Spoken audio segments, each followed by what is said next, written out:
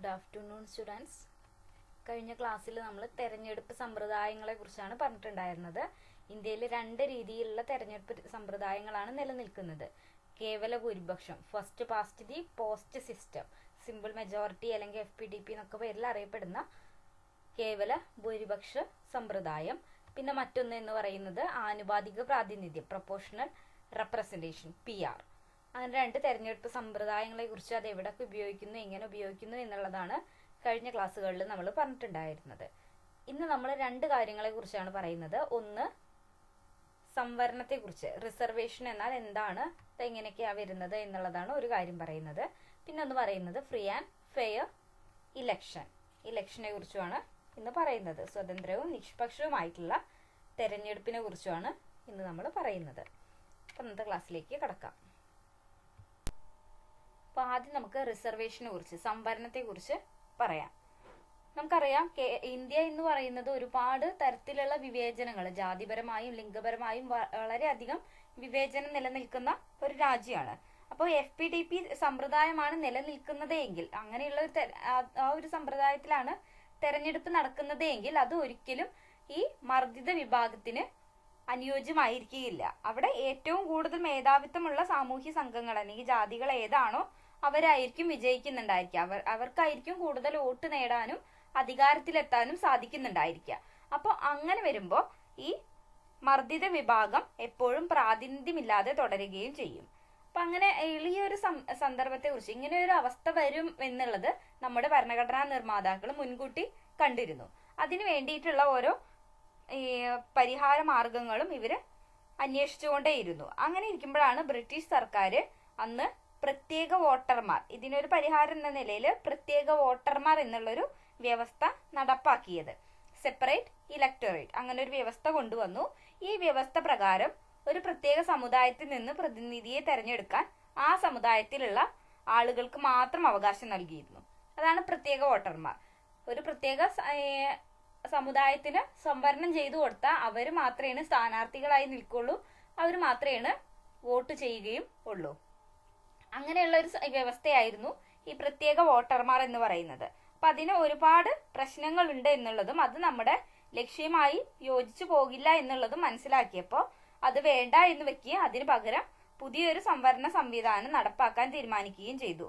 അപ്പോൾ ആ പുതിയ സമ്പ്രദായത്തില് ചില മണ്ഡലങ്ങൾ പ്രത്യേക സാമൂഹ്യ വിഭാഗങ്ങൾക്കായി, ഈ പിന്നോക്കം നിൽക്കുന്ന സാമൂഹ്യ വിഭാഗങ്ങൾക്കായി സംവരണം ചെയ്തു കൊടുക്കുന്നു.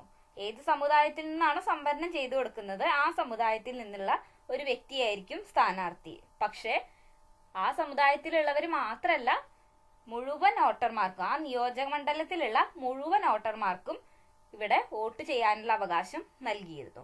അതാണ് റിസർവേഷൻ എന്ന് പറയുന്ന സമ്പ്രദായം.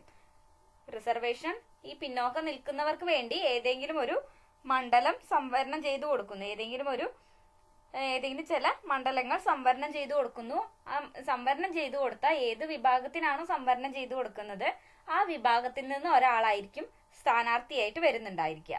എന്നാൽ വോട്ട് ചെയ്യാൻ ആ ഒരു നിയോജക മണ്ഡലത്തിലെ എല്ലാ ആളുകൾക്കും, ഈ ഒരു സമുദായത്തിൽ നിന്ന് മാത്രമല്ല അല്ലെങ്കിൽ ഈ ഒരു വിഭാഗത്തിൽ നിന്ന് മാത്രമല്ല, എല്ലാ വിഭാഗത്തിൽ നിന്നുള്ള ആളുകൾക്കും അവിടെ വോട്ട് ചെയ്യാനുള്ള അവകാശം കൊടുക്കുന്നുണ്ട്. അതാണ് സംവരണം. ഈ ഒരു സമ്പ്രദായം പ്രത്യേക വോട്ടർമാർ, സെപ്പറേറ്റ് ഇലക്ടറേറ്റ് എന്നുള്ള ആ ഒരു വ്യവസ്ഥയുടെ എല്ലാ ദോഷങ്ങളും അല്ലെങ്കിൽ അതിന്റെ എല്ലാ പരിമിതികളും ഇല്ലാതാക്കുന്ന തരത്തിലായിരുന്നു നടപ്പിലാക്കിയിട്ടുണ്ടായിരുന്നത്. അതിന്റെ ദോഷം നമുക്കറിയാം. പൊതു സമുദായത്തിലുള്ളവർ ഓരോരുത്തർ മാത്രമല്ല താമസിക്കുന്നുണ്ടായിരിക്കുക, ഇന്ത്യയുടെ പല ഭാഗങ്ങളിലായിട്ട് ആ വിഭാഗക്കാര് ഉണ്ടായിരിക്കുക. അപ്പൊ പലർക്കും വോട്ട് കിട്ടാതെ വോട്ട് ചെയ്യാനുള്ള അവകാശം നിഷേധിക്കുന്നതായാണ് അവിടെ കണ്ടിരുന്നത്. അപ്പൊ അതിന് പകരം സംവരണം കൊണ്ടുവന്നപ്പോ എല്ലാ ആളുകൾക്കും, ഒരു നിയോജക മണ്ഡലത്തിലെ എല്ലാ ആളുകൾക്കും വോട്ടവകാശം കിട്ടുന്ന ഒരു രീതിയിലേക്ക് ഇന്ത്യ മാറി. അപ്പൊ ഈ സംവരണം കൊണ്ടുവന്നതിന്റെ ഭാഗമായിട്ടാണ് കേരള നിയമസഭയില് 140 സീറ്റുകളാണുള്ളത്. അതിൽ 14 സീറ്റ് SC ഷെഡ്യൂൾഡ് കാസ്റ്റിന്, പട്ടികജാതി വിഭാഗത്തിനും 2 സീറ്റ് പട്ടികവർഗ ST ഷെഡ്യൂൾഡ് ട്രൈബിനും ഇന്ന് റിസർവ് ചെയ്ത് വെച്ചിട്ടുണ്ട്. അവർക്ക് സംവരണം ചെയ്തു കൊടുത്തിട്ടുണ്ട്. അത് ഈ സംവരണം കൊണ്ടുവന്നതിന്റെ ഭാഗമായിട്ടാണ്. അതുപോലെ തന്നെ ലോക്സഭയില് 543 സീറ്റാണുള്ളത്. ഈ 543 സീറ്റില് 79 സീറ്റ് SC വിഭാഗത്തിനും 41 സീറ്റ് ST വിഭാഗത്തിനും ഇന്ന് സംവരണം ചെയ്തു കൊടുത്തിട്ടുണ്ട്. പിന്നെ ഏത് നിയോജക മണ്ഡലത്തിലാണ് സംവരണം ഏർപ്പെടുത്തേണ്ടത് എന്നുള്ളത് തീരുമാനിക്കുന്നത് അതിർത്തി നിർണയ കമ്മീഷൻ എന്നുള്ള ഒരു സ്വതന്ത്ര സ്വഭാവമുള്ള സംഘടനയാണ്. ഈ ഒരു കമ്മീഷനെ നിയമിക്കുന്നത് ഇന്ത്യൻ പ്രസിഡന്റ് ആണ്. ഇന്ത്യൻ ഇലക്ഷൻ കമ്മീഷനുമായി ഈ സംഘടന യോജിച്ച് പ്രവർത്തിച്ചു പോകുന്നുണ്ട്. ഇന്ന് ഡീലിമിറ്റേഷൻ കമ്മീഷൻ അവരാണ് ഏത് കോൺസ്റ്റിറ്റ്യുവൻസീസ് ആണ് ഈ സംവരണം ഏർപ്പെടുത്തേണ്ടത് എന്നുള്ളത് തീരുമാനിക്കുന്നത്. റിസർവേഷൻ ഏത് നിയോജക മണ്ഡലത്തിൽ വേണം, ഏത് കോൺസ്റ്റിറ്റ്യുവൻസിയിൽ വേണം എന്നുള്ളത് തീരുമാനിക്കുന്നത് ഈ ഡീലിമിറ്റേഷൻ കമ്മീഷൻ ആണ്, അതിർത്തി നിർണയ കമ്മീഷൻ. പിന്നെ ഓരോ പ്രാവശ്യവും ഈ അതിർത്തി നിർണയം നടപ്പാക്കുന്ന സമയത്ത് സംവരണ മണ്ഡലങ്ങൾ ചാക്രികമായി മാറിക്കൊണ്ടിരിക്കും. ഇപ്പോൾ ഈ ഒരു ഇലക്ഷനിൽ സംവരണം ഏർപ്പെടുത്തിയ അതേ മണ്ഡലത്തിലായിരിക്കില്ല അടുത്ത പ്രാവശ്യം സംവരണം ഏർപ്പെടുത്തുന്നുണ്ടായിരിക്കുക. ഒരു ഉദാഹരണം പറയുകയാണെങ്കിൽ ഇപ്പോൾ ഈ തദ്ദേശ സ്വയംഭരണ സ്ഥാപനങ്ങളിലേക്കുള്ള ഇലക്ഷൻ നടന്നു. അപ്പോൾ അതിൽ ഏതെങ്കിലും ഒരു പഞ്ചായത്തിൽ ഇപ്പോൾ സ്ത്രീകൾക്കായി സംവരണം ചെയ്തു അല്ലെങ്കിൽ SC വിഭാഗത്തിനായി സംവരണം ചെയ്തു എങ്കിൽ അടുത്ത ഇലക്ഷനിൽ അതേ പഞ്ചായത്തായിരിക്കില്ല സംവരണം ചെയ്യുന്നത്, വേറെ ഏതെങ്കിലും ഒരു പഞ്ചായത്തിലായിരിക്കും ഇങ്ങനെ സ്ത്രീ സംവരണം അല്ലെങ്കിൽ പട്ടികജാതി പട്ടിക വിഭാഗർക്ക് സംവരണം ചെയ്തു കൊടുക്കുന്നത്. അത് മാറിക്കൊണ്ടിരിക്കും. ഈ സംവരണത്തിന്റെ കാര്യം പറയുമ്പോൾ നമ്മൾ ഈ വിമൺ റെപ്രസെന്റേഷനും കൂടി നോക്കേണ്ടതായിട്ടുണ്ട്. തദ്ദേശ സ്വയംഭരണ സ്ഥാപനങ്ങളിലെല്ലാം സ്ത്രീകൾക്കും സംവരണം ഏർപ്പെടുത്തി കൊടുക്കുന്നുണ്ടെങ്കിലും ഇന്നും സംസ്ഥാന നിയമസഭകളിലേക്കും അതേപോലെ തന്നെ ലോകസഭയിലേക്കും സ്ത്രീകൾക്കായി സീറ്റ് സംവരണം ചെയ്തു കൊടുത്തിട്ടില്ല. അങ്ങനെ ഒന്ന് വേണമെന്നുള്ളത് ഒരാവശ്യമായിട്ട് പലപ്പോഴും പല സംഘടനകളും മുന്നോട്ട് വന്നിട്ടുണ്ടെങ്കിലും ഇതുവരെയും അങ്ങനെ സംവരണം ചെയ്ത് കൊടുത്തിട്ടില്ല. അതുകൂടി നമ്മളിവിടെ നോക്കേണ്ടതായി ഉണ്ട്. ഇനിയിപ്പോ അങ്ങനെ സ്ത്രീകൾക്കായി സംവരണം ചെയ്തു കൊടുക്കണം തന്നെ ഭരണഘടനയിലെ ഭേദഗതി ചെയ്യേണ്ടതായി വരും. ഈ ആവശ്യം പലതവണ പാർലമെന്റിൽ ചർച്ച ചെയ്യപ്പെട്ടിട്ടുണ്ട്. പക്ഷെ ഇന്നും സ്ത്രീകളുടെ സംവരണം പ്രാബല്യത്തിൽ വന്നിട്ടില്ല. ഇനി നമുക്ക് പറയാനുള്ളത് ഫ്രീ ആൻഡ് ഫെയർ ഇലക്ഷനെ കുറിച്ചാണ്, സ്വതന്ത്രവും നിഷ്പക്ഷവുമായിട്ടുള്ള തെരഞ്ഞെടുപ്പിനെ കുറിച്ച്.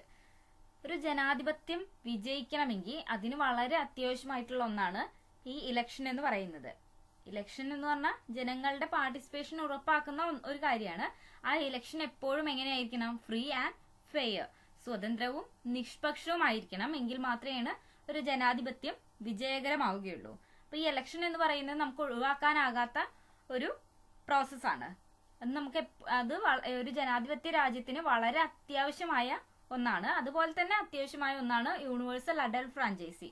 ആരെങ്കിലും ഒരാൾ വോട്ട് ചെയ്താൽ പോരാ, ഒരു രാജ്യത്തിലെ മുഴുവൻ ആളുകളും, പ്രായപൂർത്തിയായ മുഴുവൻ ആളുകളും വോട്ട് ചെയ്യേണ്ടതായിട്ടുണ്ട്. എല്ലാ ആളുകൾക്കും വോട്ടവകാശം നൽകുന്നുണ്ട്.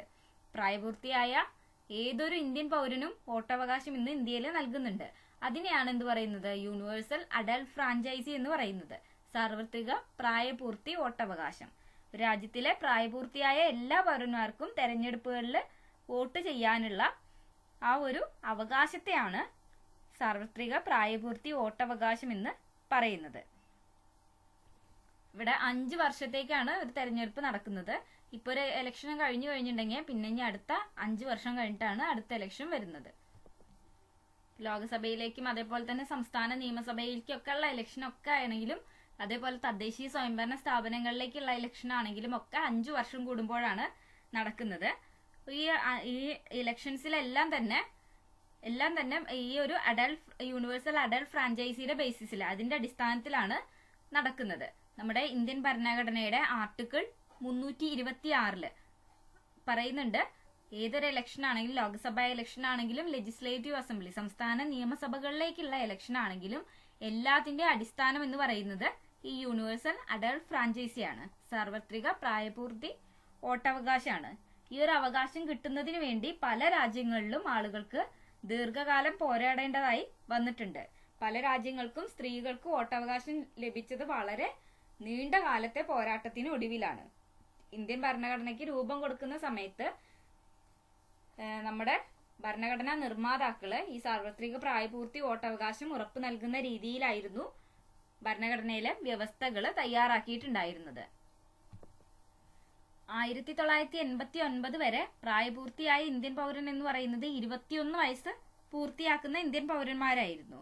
എന്നാൽ 1989 ഭരണഘടനാ ഭേദഗതി, 61ാമത്തെ ഭരണഘടനാ ഭേദഗതിയിലൂടെ വോട്ട് ചെയ്യാനുള്ള പ്രായപരിധി, അതായത് പ്രായപൂർത്തിയാകുന്ന ഇന്ത്യൻ പൗരൻ എന്ന് പറയുന്നത് 18 വയസ്സ് പൂർത്തിയാക്കുന്നവരായിരുന്നു. അപ്പോൾ വോട്ട് ചെയ്യാനുള്ള പ്രായം 18 വയസ്സാക്കി കുറച്ചത് 1989 61ാമത്തെ ഭരണഘടനാ ഭേദഗതിയാണ്. 61st കോൺസ്റ്റിറ്റ്യൂഷണൽ അമെൻമെന്റ് change the voting age from 21 to 18.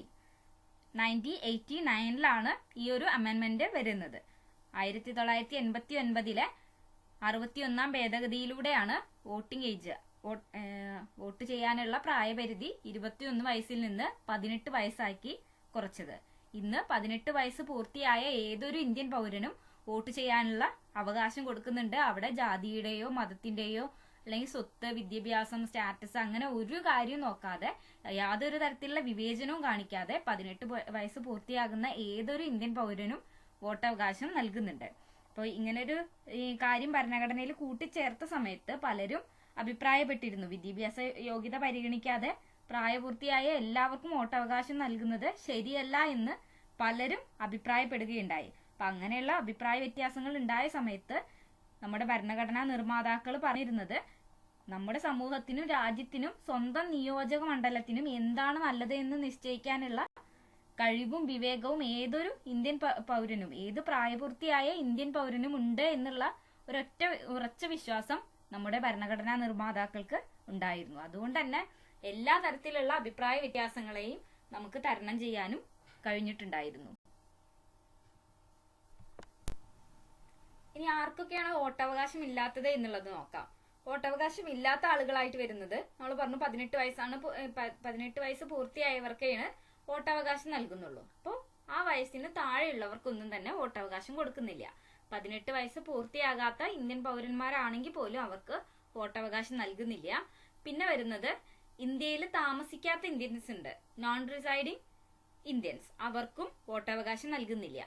ക്രിമിനൽസിന്, illegal ആക്ടിവിറ്റീസിലൊക്കെ engage ചെയ്യുന്ന ക്രിമിനൽസിന് വോട്ടവകാശം കൊടുക്കുന്നില്ല. ഇനി ഇലക്ഷൻ നടക്കുന്ന സമയത്ത് അതിലെന്തെങ്കിലും ഒരു പ്രശ്നം വരുത്തുന്ന ആളുകൾ, അവർക്കും വോട്ടവകാശം നൽകുന്നില്ല. പിന്നെ വരുന്നത് മെന്റലി എന്തെങ്കിലും പ്രശ്നമുള്ള ആളുകൾ, അവർക്കും വോട്ടവകാശം കൊടുക്കുന്നില്ല. പിന്നെ വരുന്നത് ഈ ഇലക്ഷൻ നടക്കുമ്പോൾ അതിനെ നിയന്ത്രിക്കുന്ന ആളുകൾ ഉണ്ടായിരിക്കും, അവർക്കും വോട്ടവകാശം കൊടുക്കുന്നില്ല. അങ്ങനെയുള്ള ആളുകൾ പറഞ്ഞാൽ ഈ ഇലക്ഷൻ ഡ്യൂട്ടിക്ക് വരുന്ന ആളുകളല്ല കേട്ടോ ഉദ്ദേശിക്കുന്നത്, ഇലക്ഷൻ തെരഞ്ഞെടുപ്പ് കമ്മീഷണർമാര് അങ്ങനെയുള്ള ആളുകൾക്ക്, അതിനെ നിയന്ത്രിച്ചു കൊണ്ടുപോകുന്ന ആളുകൾക്ക് വോട്ടവകാശം കൊടുക്കുന്നില്ല. ഇലക്ഷൻ ഡ്യൂട്ടീസിന് വരുന്ന ആളുകൾക്ക് വോട്ടവകാശമുണ്ട്. പിന്നെ വളരെ പ്രധാനപ്പെട്ട മറ്റൊരു കാര്യം എന്ന് പറയുന്നത്, വോട്ട് ചെയ്യുന്നത് പോലെ തന്നെ പ്രധാനപ്പെട്ടതാണ് തെരഞ്ഞെടുപ്പിൽ മത്സരിക്കാനുള്ള അവകാശം എന്ന് പറയുന്നത്. തെരഞ്ഞെടുപ്പിൽ മത്സരിക്കാനും ഈ പറഞ്ഞ പോലെ ഒരു നിശ്ചിത പ്രായപരിധി പൂർത്തിയായിരിക്കണം. കുറഞ്ഞ പ്രായം എന്ന് പറയുന്നത് പല നിയമനിർമ്മാണ സഭയിലേക്കും പലതാണ്. ഒരു ഉദാഹരണം പറയുകയാണെങ്കിൽ ലോക്സഭയിലേക്കും സംസ്ഥാന നിയമനിർമ്മാണ സഭയിലേക്കൊക്കെ മത്സരിക്കണമെങ്കിൽ സ്ഥാനാർത്ഥിക്ക് 25 വയസ്സ് പൂർത്തിയായിരിക്കണം. അതുപോലെ തന്നെ വേറെയും ചില നിയന്ത്രണങ്ങൾ വരുന്നുണ്ട്. കുറ്റകൃത്യത്തിന് 2 വർഷം അതിൽ കൂടുതലോ ജയിൽ ശിക്ഷ അനുഭവിച്ച ആളാവരുത്. അതേപോലെ ഇവിടെ യാതൊരു തരത്തിലുള്ള സാമ്പത്തിക പദവി നോക്കിയിട്ടോ അല്ലെങ്കിൽ സാമൂഹ്യ പദവി, മതം, ലിംഗം, ജാതി അങ്ങനെയുടെ അടിസ്ഥാനത്തിലുള്ള യാതൊരു വിലക്കുകളും ഇല്ല. അങ്ങനെയാണ് ഇലക്ഷൻ നടക്കുന്നത്. അപ്പൊ പ്രായപരിധി പലതിലും പലതാണ്. ലോക്സഭയിലേക്കും അസംബ്ലിയിലേക്കൊക്കെ 25 വയസ്സാണ് മിനിമം ഏജ് എന്ന് പറയുന്നത് മത്സരിക്കാൻ. എന്നാൽ തദ്ദേശ സ്വയംഭരണ സ്ഥാപനങ്ങളിൽ അങ്ങനെയല്ല. നമ്മളിപ്പോ 21 വയസ്സായ ആളാണ് നമ്മുടെ തിരുവനന്തപുരത്തെ മേയറായിട്ട് ഇപ്പോൾ വന്നിട്ടുള്ളത്. അപ്പൊ പ്രായപരിധി പല നിയമനിർമ്മാണ സഭയിലും പലതാണ്. അത് നമ്മൾ ഓർത്ത് വെക്കേണ്ടതായിട്ട് ഉണ്ട്. അപ്പൊ ഇത്രയാണ് നമുക്ക് ഇന്നത്തെ ക്ലാസ്സിൽ പറയാനുള്ളത്. Thank you.